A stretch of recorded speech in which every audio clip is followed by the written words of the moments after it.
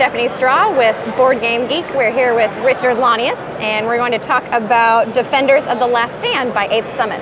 Thank you, Stephanie. Yes, it's the this big honking thing over there is heavy. Big post-apocalyptic game based upon my original design of Defenders of the Realm. Although, once again, while I tell people if you know how to play Defenders of the Realm, you will know a little bit about how to play this game, but it's a much, much different game and has a much different feel. It's kind of a cross between Mad Max, Gamma World, and Firefly, because it's got the whole Western theme kind of built in. And for 1 to 5 players? It's for 1 to 5 players, and everybody will play a character. We've got a broad range of characters, both male and female, that can be played in the game. All different types of archetypal characters, everything from scavengers to road warriors to warriors, to people who thought rock stars were great in the past because they found a tape and some pictures, to people who hunt mutants, to mutants who actually can see into the future, to an old man who says he remembers baseball, America, and apple pie, and he just knows stuff. That's his special skill. He just knows stuff. Right. And even a witch who can manage to walk and disappear into the gamma shadows. So we've got all types of characters. Every one of them has their own miniature that goes with them. These do not come expertly painted. They do not come expertly painted, but I wanted to make sure for the people that like to paint that, yes, these hold paint well, they look really good, so I painted some up. So you've got a broad range of characters that you can be in the course of the game. The object of the game is to defend Last Stand, which is right smack dab in the middle of the board for the most part. Joey died here.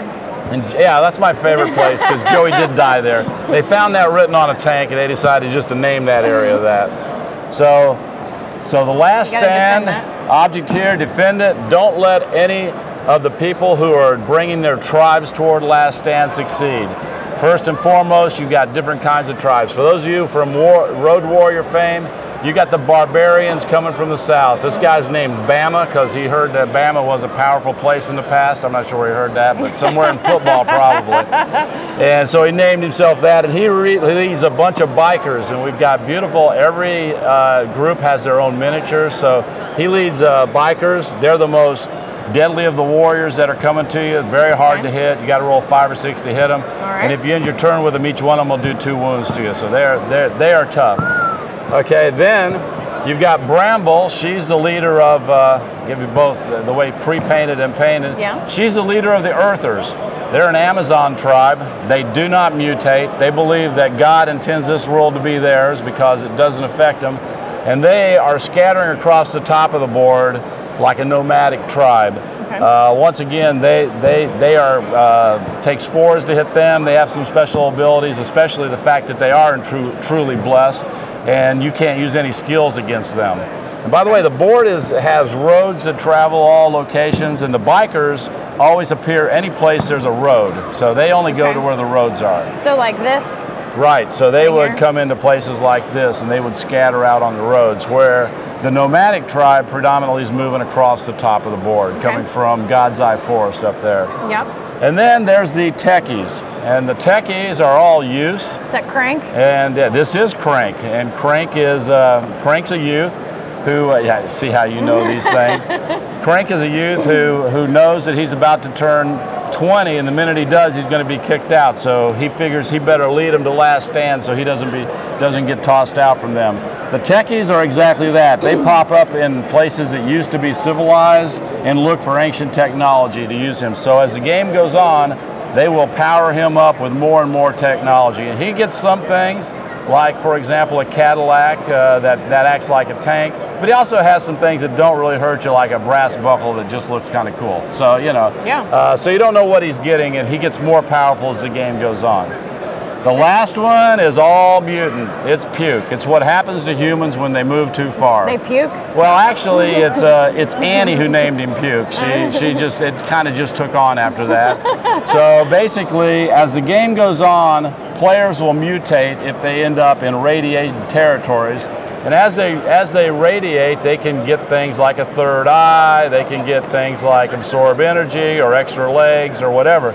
Most of these are beneficial to them, but each one has a number, and if they go to 5, they actually turn into a mutation and join Puke's army. So Puke has an army of left sharks. Yes, actually they're like little mini bosses, so they're more powerful than the average troops. While the Amazons, they've got all female archers that join them.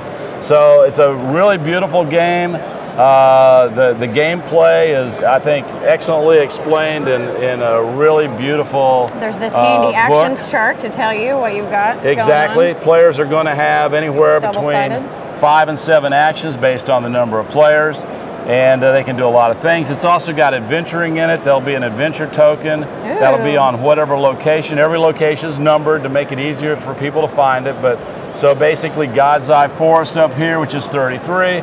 I could, if I was in there and this card was on top, I could draw this and have an adventure.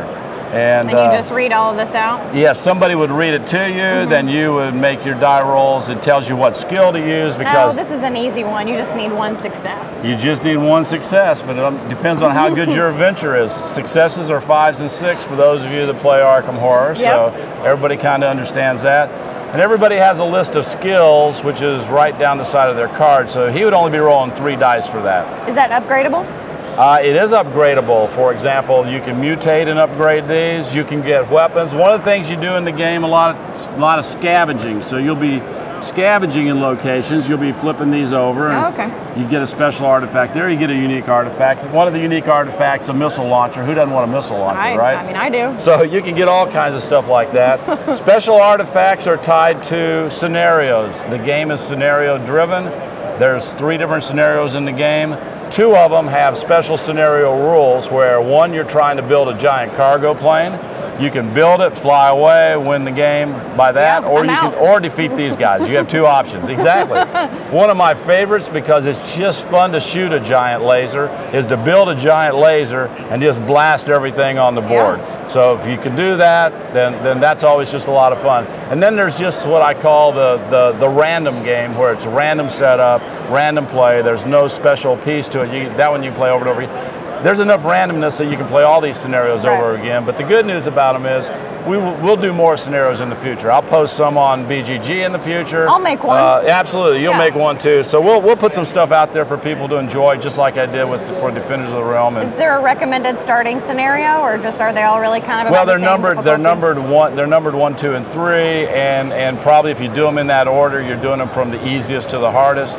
But the reality is, people can do whatever they want to dive in. You can do whatever you want. Whatever you want. Dive in. I always tell people, play the game at the level you want. Now, one of the things I've done in the game is I've made sure I've slowed it down enough that you can adventure, you can scavenge. It's not for those who have played a lot of Defenders of the Realm. It's not like all I can do every turn is just, fight something. At the same time, now it can lull you to sleep, because you're looking at the board, it looks pretty good, it looks pretty good, then all of a sudden you look down there and go, oh my God, we're in serious trouble, okay? So I would advise the experienced players to be aware that you can't just ignore everything for a long time. Can't just adventure. Can't just adventure. So it's a lot like the difference between, Arkham Horror and Eldritch Horror. In Arkham Horror, you see the doom coming. It's coming, and you see it all along. But in Eldritch Horror, it just kind of sneaks up and slaps you down. Exactly. So this game's a lot like that.